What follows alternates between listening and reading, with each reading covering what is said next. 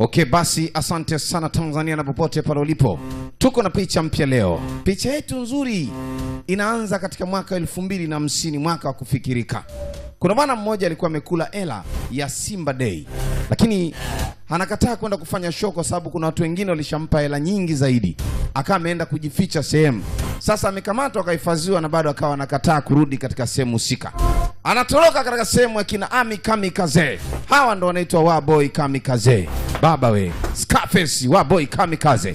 Wamepewa kazi ya kuhakikisha kwamba Mbosso Kani anaingia katika ukumbi ama uwanja wa El Clasico.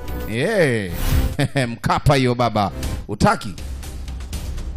Sasa Mwamba akawa anatafuta namna kwa sababu pesa alishakula, lakini Yanga alikuwa ameshampa hela nyingi zaidi. Na akafikiria kwenda kuchukua donge nono la Yanga, maana huku Simba tayari alishachukua. Lakini wataalamu walipoa kazi kina Waboy Kamikaze Scarface hawakumwacha bwana Mbosso Kani. Kazi ilikuwa iko hivi.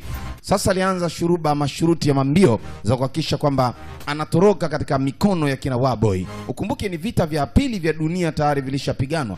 Kwa hiyo ardhi ni kavu sana. Alifanikiwa kupata mahali kuna maji. Sasa akawa ananawa uso kwa ajili ya kupata maji ya kunywa kidogo ili aweze kuondoka sehemu akiwa salama bwana Mbosso. Lakini kina Waboy Kamikaze, wazee wa mambo, wazee wa Mundende, hawakumwacha.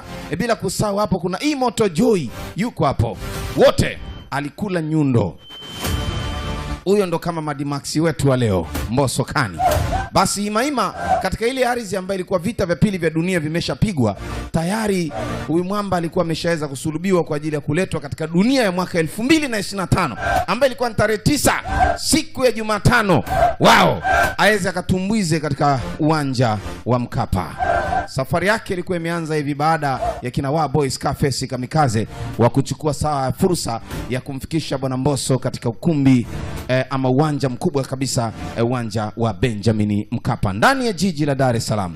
Sasa wanatumia namna ya kutoka katika ile dunia mwaka 2050 ili waweze kurejea katika 2025. Miaka 25 mbele. Angalia hiyo nchi imepauka sana. Ni kavu, kame kila kordo. Hali ni mbaya, lakini wao walikuwa wanajua ni jinsi gani watafika kwa Mkapa. Safari haikuwa rahisi, ndefu mno. Njiani ni shangwe za kutosha, bendera za kina Waboy Kamikaze na gari la Simba kubwa ambaye ni wanalita Mo Traki ama Long Vehicle. Ili linaitwa Mo Traki. Utaki sasa? Na Mo kinywaji kipo ndani yake.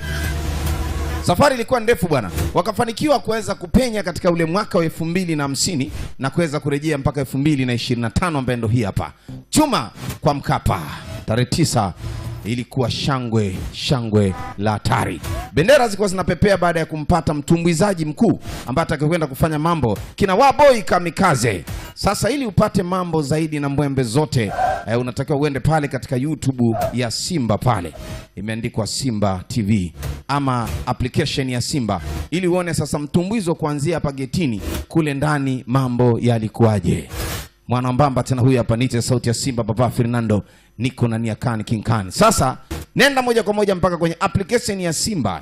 Inapatikana katika Play Store na sehemu zingine zote. Sema hasta la vista bravo.